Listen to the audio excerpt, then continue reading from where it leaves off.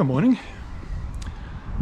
So today is Saturday and we have cloudy sunny again, but a little cooler today. I think it's only about 17 degrees and the wind's a bit bitey, hence the jersey. It is about 11:30, 11:20, somewhere around there. And so this morning I was out a little earlier and I had reused one old post when I did the fence retaining wall behind me, and it was quite discoloured, so I decided this morning was the morning when I would attack that with the water blaster to have it look more uniform with the other posts, and that's been partially successful. No doubt you'll see that at some point. Other than that, I have made a start on cutting the tops off the posts. The last time I used my DeWalt battery chainsaw, the chain kept jumping off, and so it was sitting in my workshop waiting for me to look at it, which I have now done. There doesn't seem to be anything particularly wrong with it. I think probably it had just run out of oil and I didn't notice, and that had caused too much friction in the bar, which is not good for the bar or the chain or the saw. So I gave it a good clean, put some fresh oil in it, put it all back together, and it seems to be working absolutely fine. So now I will carry on, and not quite sure what that racket is in the distance. Some kind of a cutting device. Anyway, I'm going to join the happy cacophony with my chainsaw. I'll see you in a while.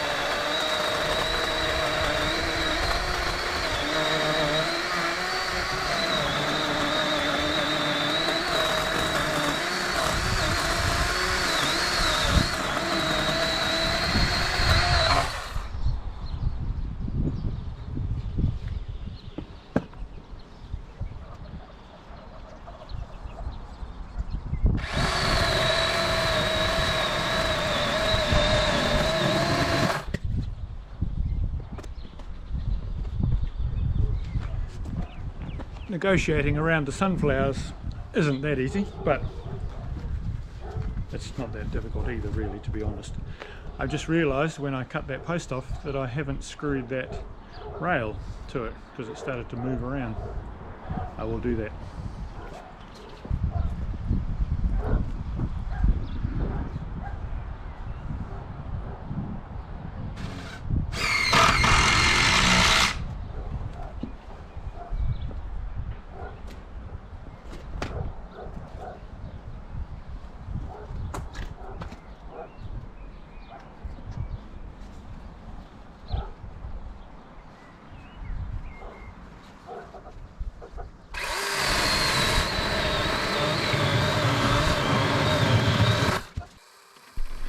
It was just as well that I cut the posts when I did. The sunflowers were growing at a rapid rate, and if I had left the job any longer, it would have been nigh impossible to see what I was doing. The reasons I wanted to cut them from this side were twofold. First, it meant there was no risk of me accidentally cutting off the sunflower stems in the process, and secondly, I was in less danger of scalping the top of the rail as I cut the post. Done. I will now go and put some Metalex, it's a preservative, onto the top of each of those posts just to help preserve them for a bit longer. Hello again. You may be wondering why I haven't taken the tops off these lower posts down here. Two reasons. One is you won't actually see them because the fence will be in front of them, but also because they are actually supporting those 150 by 50s. I've screwed through the 150 by 50 into those posts, even up to that height in some cases. So I'm just going to leave them there. they'll be fine. Just a little tip for you. When you are pouring out of a full container, let's just imagine this was full, then tipping it this way is not a good idea, because you get an airlock in there and then it tends to go bloop, bloop as it comes out. If you simply rotate the can or plastic bottle or whatever and tip it this way, then the air can enter through the top without having that effect. Voila. And as it becomes less full, if you rotate it this way, then you have good control over how much is coming out. There you go. Freebie for today.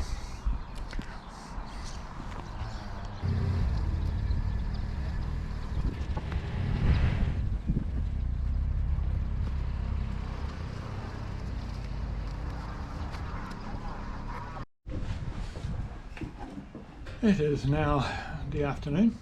I made some progress this morning. Before I carry on, I thought I would show you what happens to a length of 100 by 50 pine if it's not protected from the sun. It's now basically useless for anything. Again, yeah, no, it's pretty much useless for anything.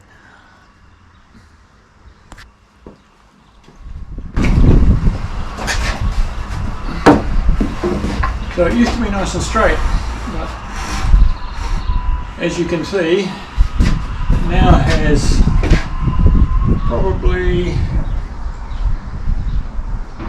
at least 15 degrees of wind in it, and it's also bowed this way as well.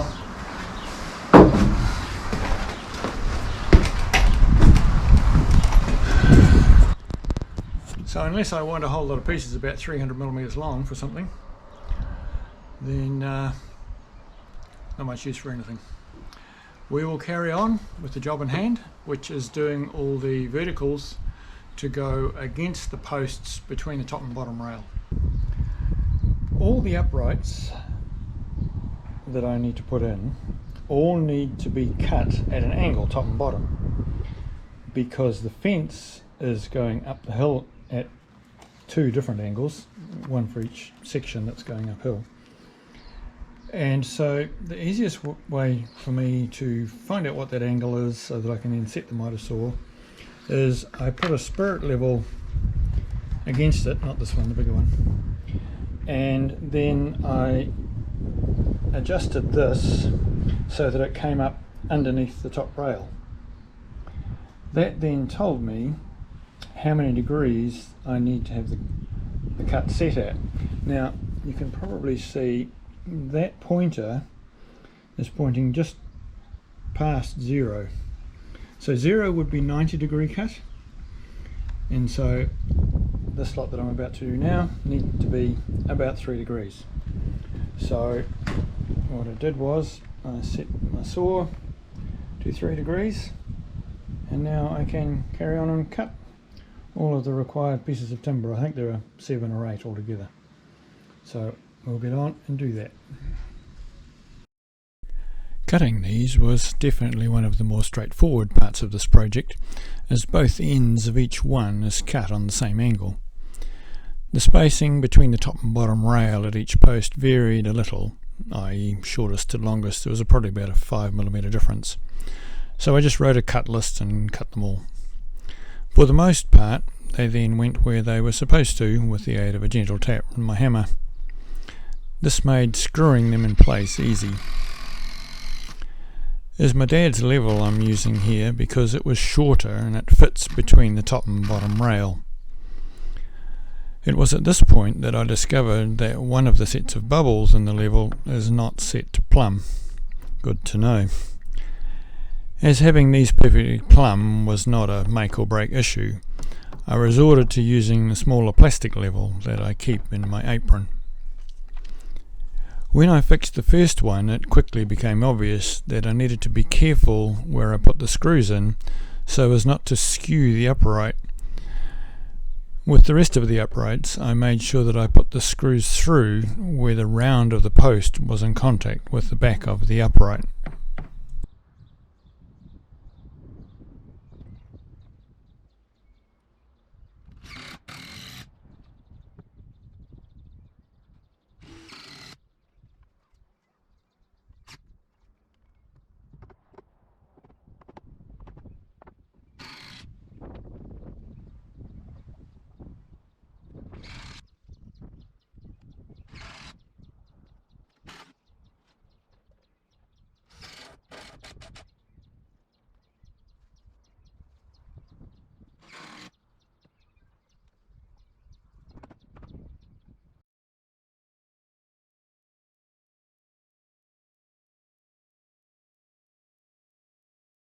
I have completed all the uprights all down the fence and worked out what I'm going to do as far as the battening along it is concerned, and also I have put these stakes in for the sunflowers that are growing taller by the day, which is what they're supposed to do, but the rate at which they do it is quite amazing. So that's it for today. We'll see what Monday brings. Hopefully I can start on the battening.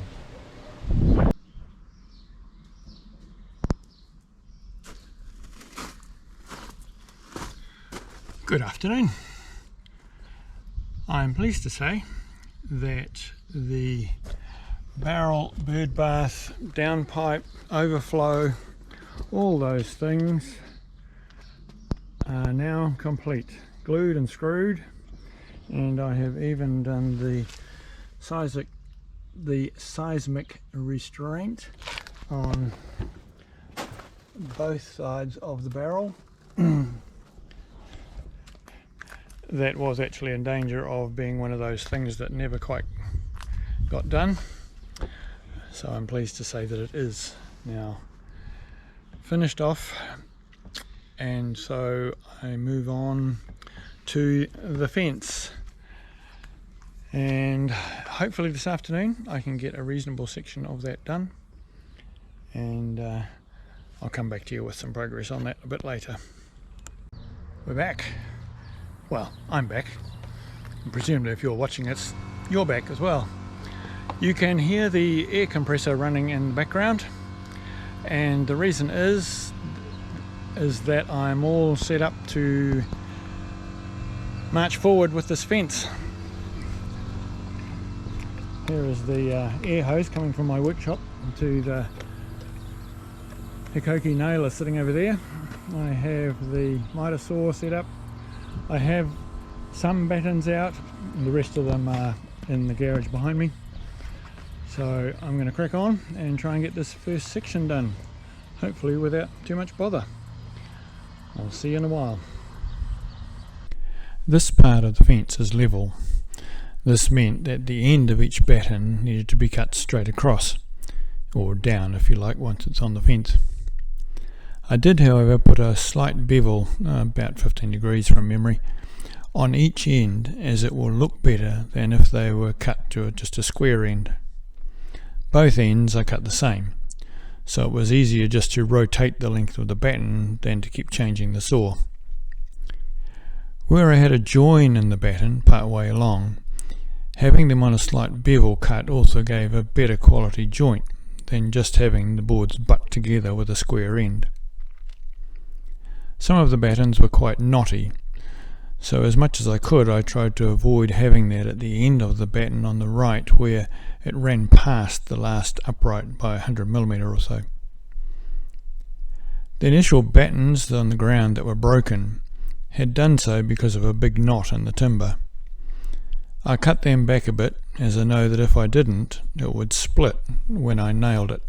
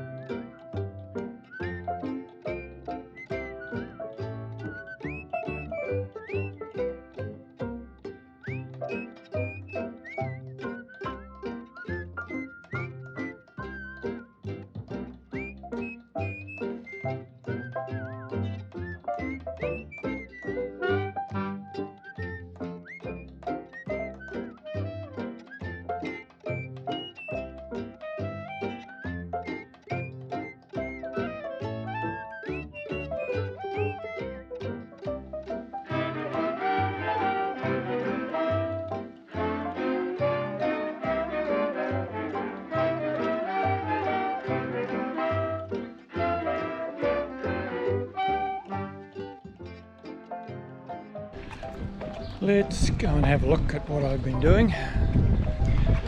So here we go. This is what I've been up to. Because I had some boards that had broken, then obviously I've needed to join them. So I have staggered those joins and put other full boards either side of them and things like that. So there's a join here, a join here, a full board and a join there, because this is the other one that's joined. And so now these little jigs, so this is just a little jig that I've made up to sit, and they're like that so that I get a consistent, it's a pretty rough bit of board, consistent space between the boards, and one end is flush with there and the other end hangs over. The flush end is obviously so that I can get into nail.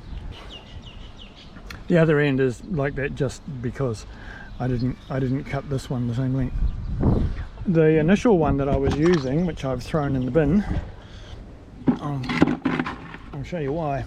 So this one of two that I made, I actually nailed them together with a nail gun, and I noticed that it was jamming, and I thought, oh, that's a bit odd, why is that happening?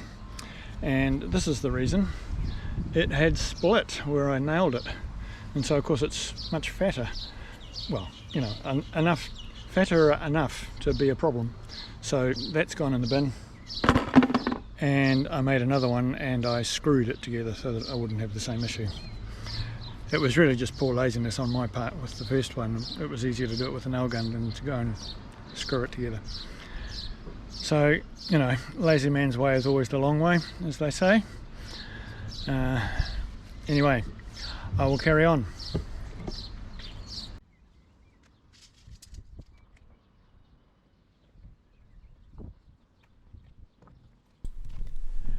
This was really just process. Cut the batten, fix the batten, repeat. I may have said this before, but I do appreciate having the right tools for the job. And the nail gun is one of them for this kind of job where there is a lot of driving in nails. My wrists don't appreciate the stresses involved and a lot of hammer work. It would have been a lot slower without the gun.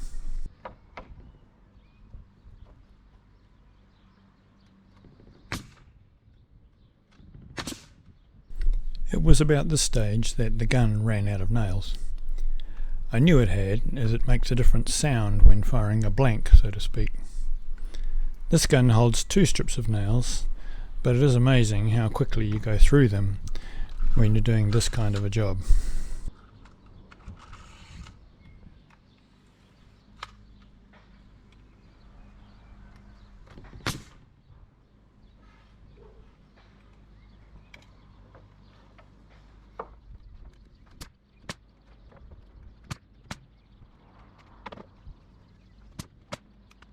As I moved nearer the top rail, I wanted to make sure that A, the distance from the batten I had just put in and the top was more or less consistent along the length of the batten, and B, that I was going to be able to finish at the top with a full width batten. Measuring the distance enabled me to make some fine adjustments to the gaps over several gaps to achieve both of these things. It's time for cold coffee and a biscuit.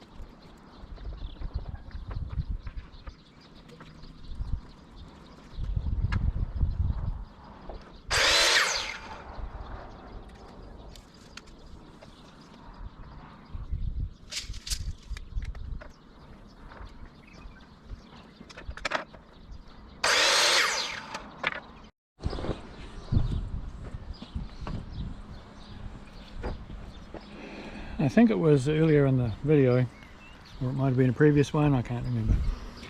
I explained about using this when I was cutting the verticals, and once again it's a handy little thing.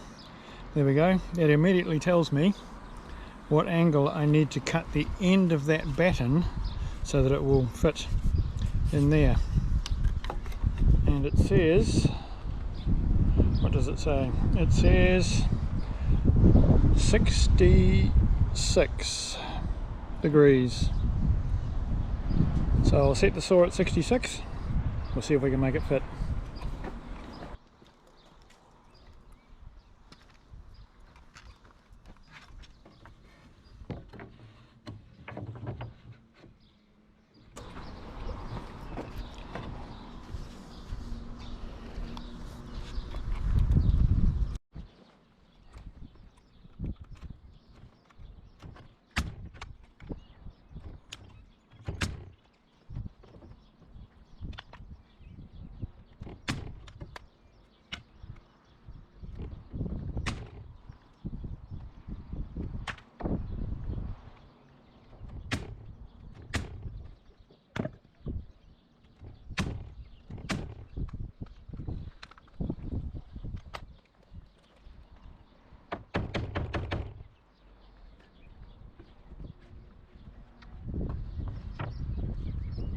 That's enough for a bit. I need to go and have a cold drink. Now whether you spotted that deliberate mistake there, but I cut a 3.5 metre one and then forgot that I'd cut it, and it was sitting down the bottom waiting to be used. It's not the end of the world, I'll use it somewhere else, but that's just what happens sometimes. So that is that section complete. I'll move on to the next section once I've had a cuppa.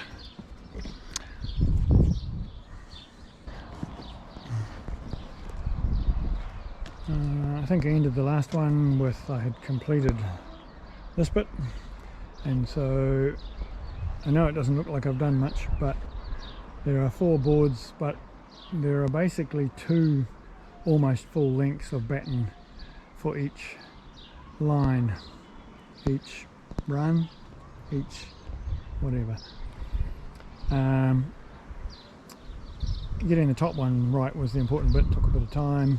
Doesn't help having to work around the tree dahlias up there, but that's okay. And so I'm pleased with progress.